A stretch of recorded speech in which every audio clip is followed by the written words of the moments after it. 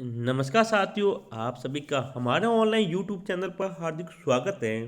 प्रिय विद्यार्थियों, आज हम बात करेंगे Rajasthan state open school Jaipur के बारे में, जिसके अंतर्गत अक्टूबर नवंबर एग्जाम 2023 की बात हम करने वाले हैं, जिसके एग्जाम 4 दिसंबर से शुरू होने वाले हैं।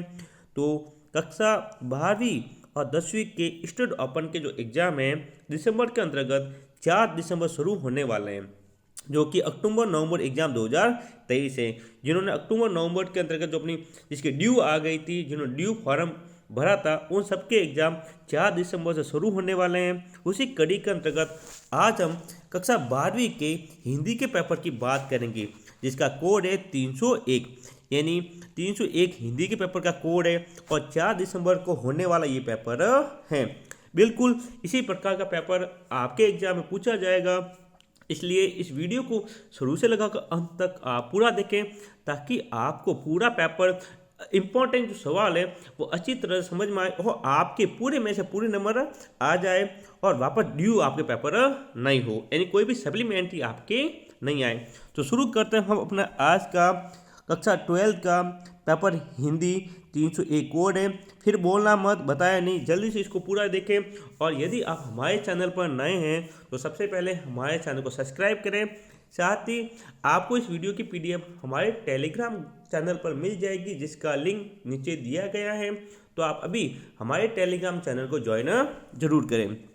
तो देखिए, Rajasthan state open school Jaipur अक्टूबर नवंबर एग्जाम क्लास 12 का हिंदी का पेपर, बिल्कुल इसी प्रकार का पेपर आपके एग्जाम में पूछा जाएगा।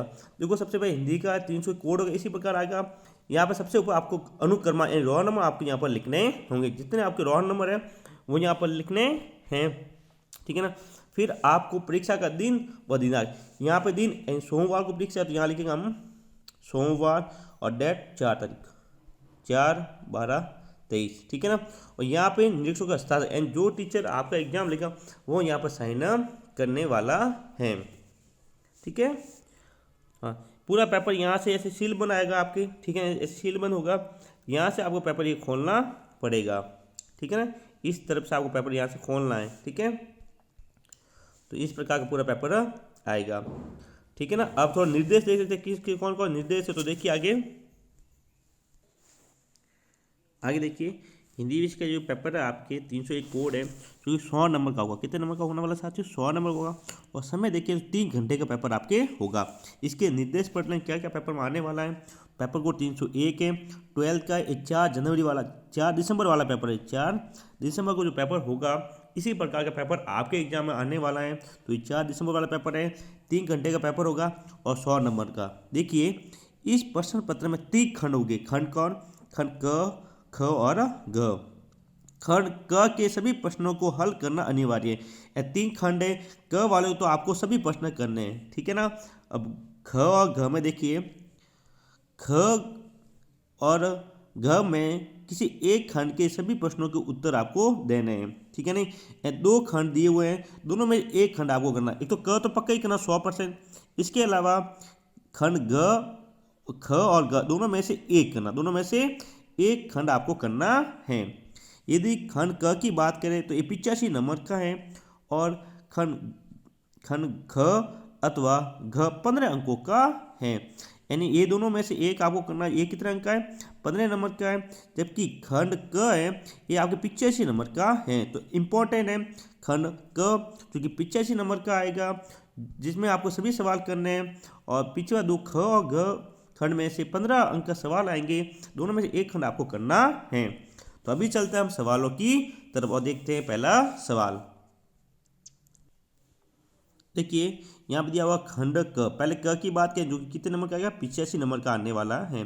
पहला सवाल आएगा, निम्नलिखित काव्यांश की सप्रश्न व्याख्या कीजिए। ये 4 नंबर का, कितने नंबर का है? 4 नंबर का है। आपको इसकी क्या करनी? सप्रश्न व्याख्या करनी है।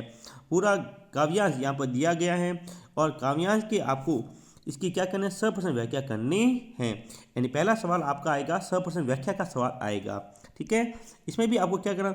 अथवा वाला आएगा, अथवा वाला ऑप्शन है। यदि आप ऊपर वाला है तो ऊपर वाला करो, वरना आप अथवा में दिया हुआ है, नीचे वाला आ सकता है। ये सुन्नी मुनि वचन राम रुख पाई, ये पूरा काव्यांश है, इसकी आपको सप्रश्न व्याख्या यहाँ पर करनी है, ठीक है ना। दूसरा सवाल आएगा इसके अंतर्गत, पहले के अंतर्गत दूसरा, एक तो क, दूसरा एक ख, ठीक है ना, जिसमें निम्नलिखित पंक्तियों का काव्य सौंदर्य स्पष्ट कीजिए, ये 2 नंबर का आएगा। यानी पहले सवाल के अंदर आपको क खंड जो कि 4 नंबर का और ख वो 2 नंबर का, इन दोनों क और ख पहले सवाल है, पहला सवाल 6 नंबर का होगा। कितने नंबर का साथियों? 6 नंबर का है।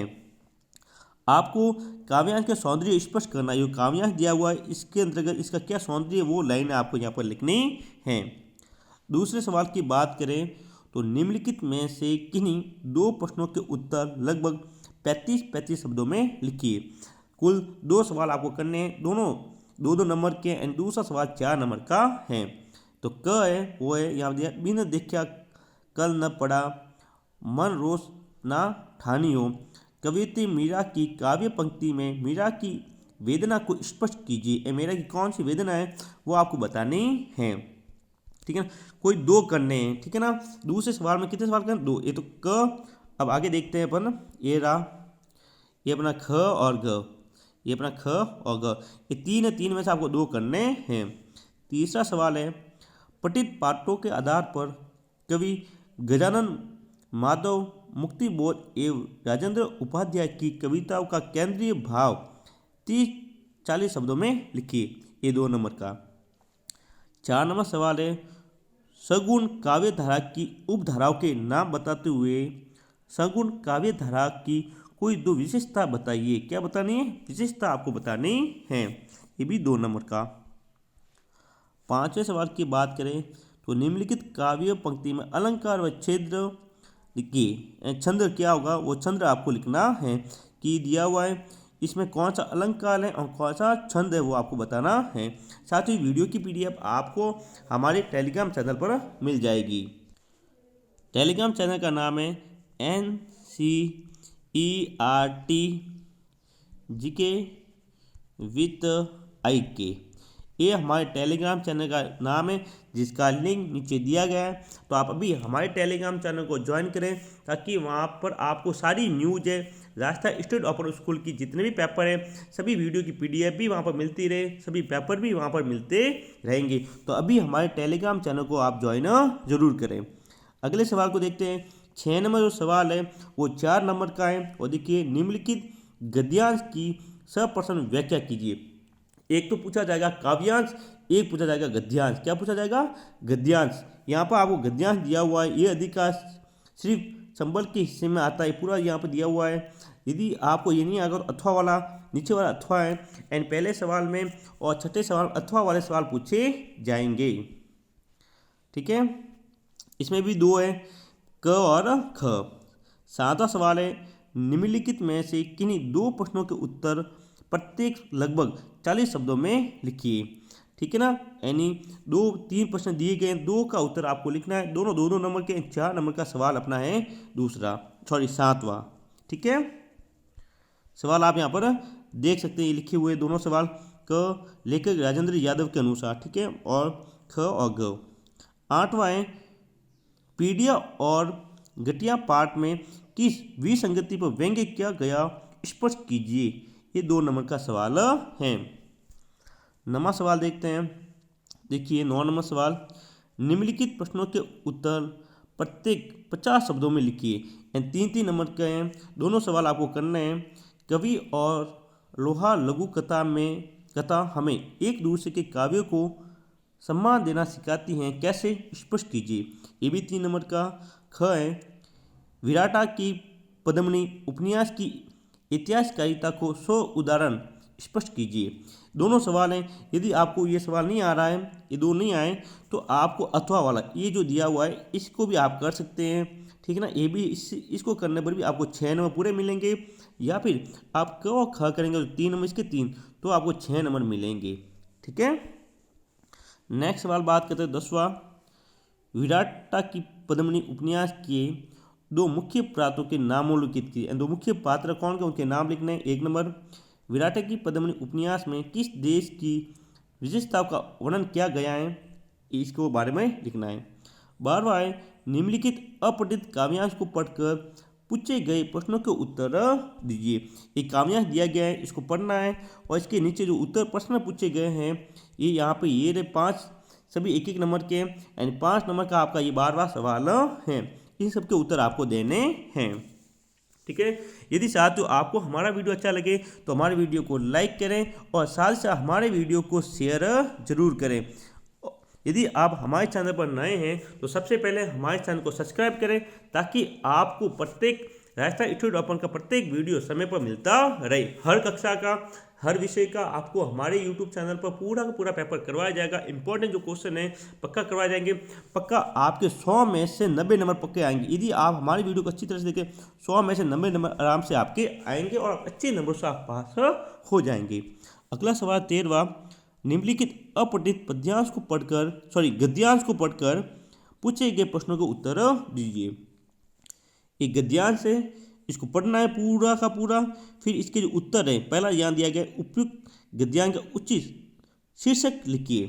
ठीक है, जितने भी पूछे गए हैं सबके उत्तर आपको देने हैं। देखो पहला, दूसरा सवाल है ये रहा, भारतीयों में जागृति कैसे लाई जा सकती है? सावरकर किससे प्रभावित थे? सावरकर को कौन कौन सी पुस्तकें, मुख्य पुस्तकें हैं? ये सभी यहाँ तक आपको देने हैं। निम्नलिखित शब्दों में उपसर्ग लिखिए। साथ तो इम्पोर्टेंट कर लो, एक तो उपसर्ग पूछे जाएंगे। ठीक है ना, उपसर्ग किसे कहते हैं? जो शब्दों के कहाँ जुड़ते हैं? आगे, शब्दों के आगे जुड़ते हैं उसे उपसर्ग कहेंगे।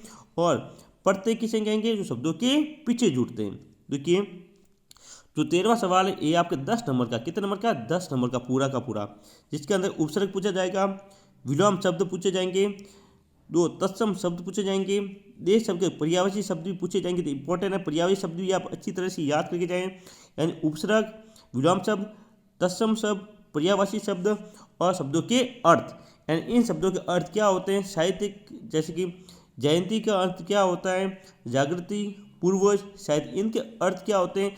इनके बारे में पक्का पूछा जाएगा। ये अति इंपॉर्टेंट सवाल हैं। 14वां सवाल है, निम्नलिखित प्रश्नों के उत्तर निर्देशानुसार लिखिए। आपको क्या लिखना है? इसके उत्तर लिखने हैं। पहला क है, निम्नलिखित वाक्य में विराम चिन्ह लगाकर पूर्ण लिखिए। क्या लगाना है? विराम चिन्ह। अरे तुम कब आए, विराम चिन्ह यहाँ पर लगाना है। ख देखिए इसका, निम्नलिखित वाक्यों को शुद्ध करके लिखिए। क्या लिखना है? शुद्ध, इंपॉर्टेंट कर लो, वेरी इंपॉर्टेंट, शुद्ध करना है। बंदर को काट कर गाजर खिलाओ। आपको क्या इसका सही रूप क्या होगा? बंदर को गाजर काट कर खिलाओ। क्या पहला आएगा? गाजर, फिर आएगा काट कर। ठीक है ना। ये दृश्य भयानक सुंदर है। ठीक है ना। अब इसको लिखना है कि यह, अब इसको क्या करना है? सही करना है। यानी इसको सही किस प्रकार से लिखना है? शुद्ध आपको लिखना है। तो वेरी इंपॉर्टेंट, पक्का एग्जाम में आपको 4 दिसंबर को यानी सोमवार को देखने को मिलेगा। परसों होने वाला ये पूरा पेपर है। हमें उम्मीद है कि इसमें से बहुत सारे सवाल आपको एग्जाम में देखने को मिलेंगे। निम्नलिखित वाक्यों को जोड़कर एक संयुक्त वाक्य बनाइए। अशुद्ध शब्दों को शुद्ध करके लिखिए। रचयिता और कवियत्री, इनको आपको शुद्ध लिखना है। ड है, निम्नलिखित वाक्यों को भाववाच्य में बदल कर लिखिए। किसमें बदलना? भाववाच्य में बदलना है। इंपॉर्टेंट 15 सवाल वेरी वेरी इंपॉर्टेंट कर लो साथ। तो पक्का एग्जाम में आने वाला 100%।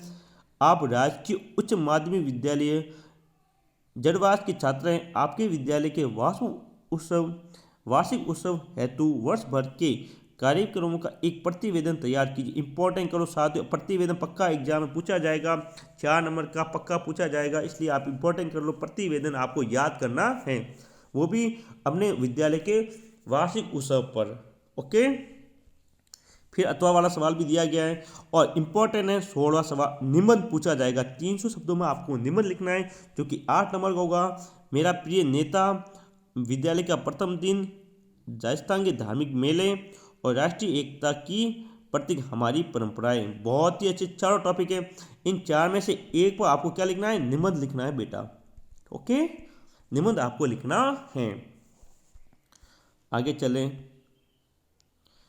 निम्नलिखित में से किसी एक सूक्ति का भाव प्रवृत्ति कीजिए। एक सूक्ति का भाव आपको लिखना, कितने शब्दों में? 50 शब्दों में।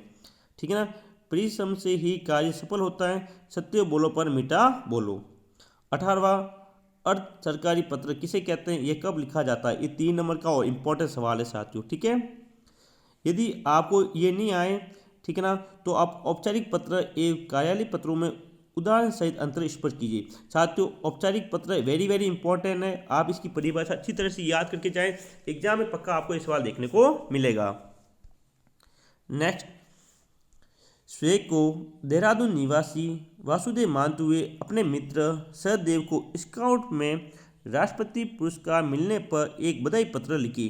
पत्र याद आया है, क्या याद है, पत्र पूछा गया, पत्र आपको याद आना चाहिए। एक तो मैंने बताया प्रतिवेदन, क्या साथियों, प्रतिवेदन आपको याद करना है, एक करना है पत्र, दोनों आपके अलग अलग सवाल और 4-4 नंबर के पूछे जाएंगे, वेरी वेरी इंपॉर्टेंट है, तो अच्छी तरह से आप पढ़कर जाएं।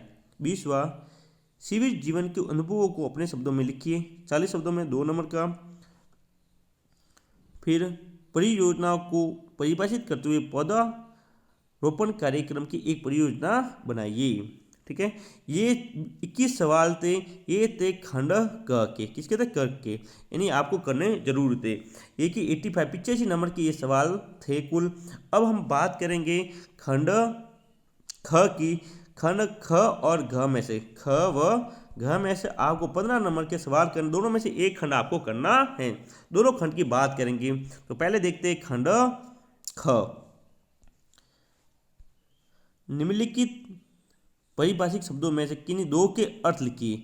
सॉफ्टवेयर, पूरक, शॉर्ट, रूपक, दोनों में से 4 है, कितने अर्थ लिखने हैं, 2 के अर्थ आपको लिखने हैं। 23वां, संसार के माध्यम कौन कौन से हैं, इनमें सबसे नया माध्यम कौन सा है। संसार क्रांति के इस युग में पत्र पत्रिकाओं का क्या महत्व है। साथियों दोनों इंपॉर्टेंट कर लो, वेरी वेरी इंपॉर्टेंट, और पक्का 4 दिसंबर को आपको एग्जाम में पूछे जाएंगे। सामाजिक एजेंसियों का क्या कार्य है, प्रमुख सामाजिक एजेंसियों के नाम लिखिए। विदेशी प्रसारक संगठन क्या है, किन्हीं 4 विदेशी प्रसारण संगठनों के नाम लिखिए। ओके, आगे देखो 3 चॉइस में 3 दिए हुए हैं, यदि पहला कर सकते हो ये नहीं आया, दूसरा भी नहीं आया, तो तीसरा कार्टून और फोटो में क्या अंतर है स्पष्ट कीजिए। अगला, विद्यालय के वार्षिक उत्सव की एक रिपोर्ट लिखिए, परिचर्चा में एवं भेंट वार्ता में अंतर स्पष्ट कीजिए। ख है, देखो ख के हम बात करें 4 सवाल है, ठीक है, 22 से 25। इसके अलावा घ की बात करते हैं, उसमें भी ये हैं, शब्दों के अर्थ आपको लिखने हैं, 4 शब्द यहाँ पर दिए गए हैं, सैकड़िंग, किरवन, उपांग और जनन, इनमें से 2 के अर्थ आपको लिखने हैं। 23वां, विज्ञान की परिभाषा देते हुए वैज्ञानिक दृष्टिकोण को समझाइए। किसी शुभ कार्य करने के लिए जाते समय बिल्ली का रास्ता काटा जाना क्या है, अपना वैज्ञानिक दृष्टिकोण लिखिए। यानी विज्ञान के बारे में सवाल पूछा जाएगा, घ के अंदर के विज्ञान के बारे में सवाल पूछा जाएगा। आगे, जनसंख्या वृद्धि पर्यावरण को कैसे प्रभावित करती है स्पष्ट कीजिए। और विज्ञान की भाषा की विशेषता लिखिए, ये बोलचाल की भाषा को कैसे भिन्न है। और जिस्ट क्या है, कंप्यूटर में इसका उपयोग लिखिए। तो इंपॉर्टेंट सवाल थे, उनकी हमने यहाँ पर बात की है। आगे देखते हैं साथियों, इन सब के अलावा कुछ सवाल और इम्पोर्टेंट हैं जिसकी हम बात यहाँ पर कर लेते हैं। तो देखिए कुछ इंपॉर्टेंट सवाल हैं, उसी प्रकार ये भी इम्पोर्टेंट है। अब इसमें आपको इसके जो व्याख्या है वो व्याख्या यहाँ पर याद करनी है, ठीक है ना। इसी प्रकार इसका भाव सौंदर्य, देखो ये है, इसका भाव सौंदर्य आप अच्छी तरह से याद करके जाएं, एग्जाम में पूछा जा सकता है। इंपॉर्टेंट है इसलिए मैं बता रहा हूँ, कुछ सवाल इंपॉर्टेंट है। इन कुल मिला के मैं ये कहना चाहता हूँ कि कोई भी सवाल आपका गलत ना हो। जो एग्जाम में दृष्टि अति महत्वपूर्ण थे उन सब की पेपर की हमने हिंदी के पेपर की बात की, लेकिन कुछ सवाल अति महत्वपूर्ण है जो आपको याद होने चाहिए, ठीक है। तो भाव सौंदर्य आपको याद करना है। ये देखिए दूसरा है, निम्नलिखित में से किन्हीं 2 प्रश्नों का उत्तर 40 शब्दों में लिखिए।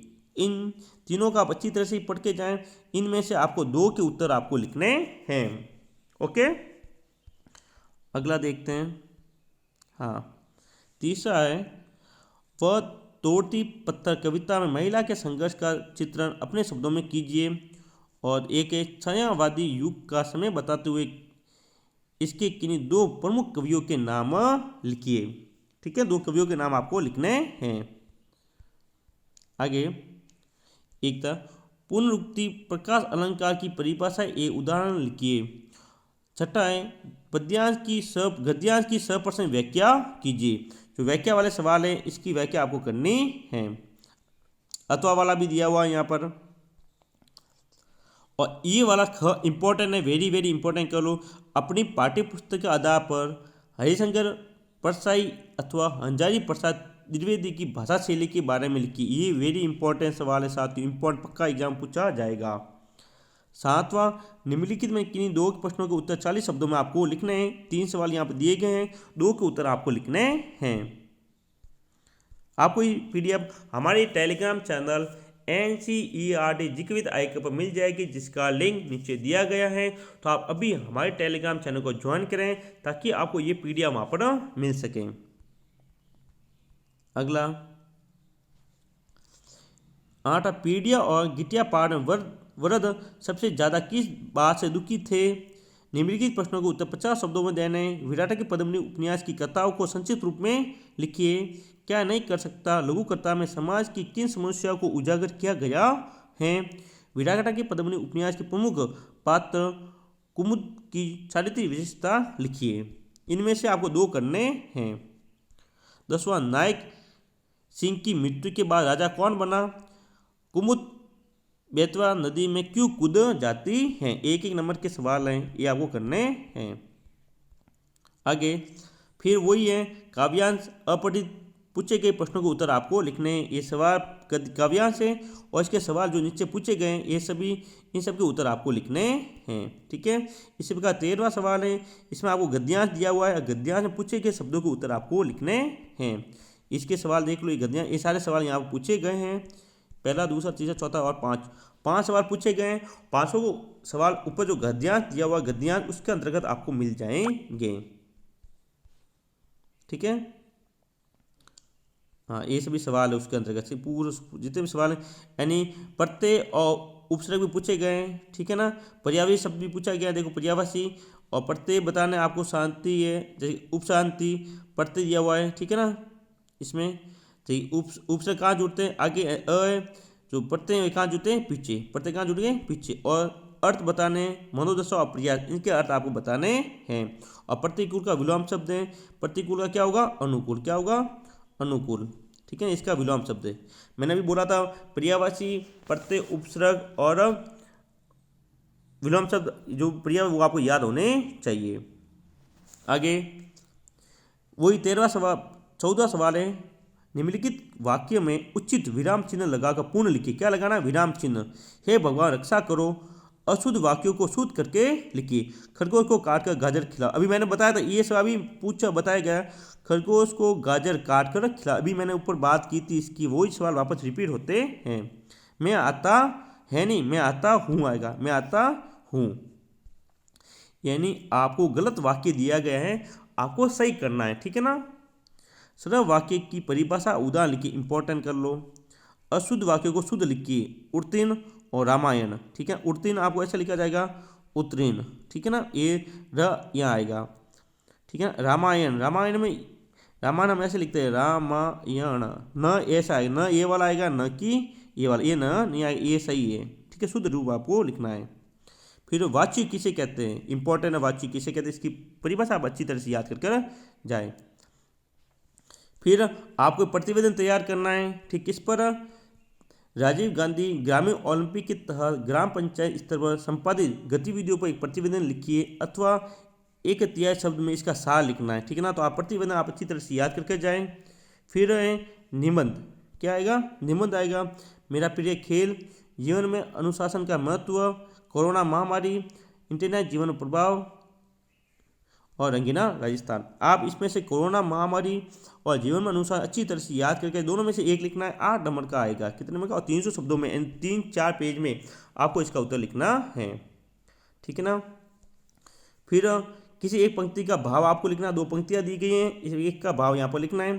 टिप्पणी किसे कहते हैं, इसके प्रमुख प्रकार लिखने हैं। यदि ये नहीं आए तो अथवा वाला सवाल है, विद्या संबल योजना में शिक्षक पद हेतु आवेदन पत्र का प्रारूप लिखिए। तैयार करना, किस प्रकार से वो प्रारूप बनाया जा सकता है।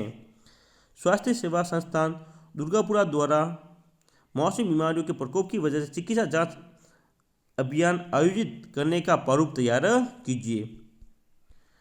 और राजस्थान में ग्रीष्मकालीन जीवन का चित्रण लिखिए, यानी गर्मियों में लोग किस प्रकार से रहते हैं राजस्थान के अंतर्गत, उसके बारे में आपको बताना है।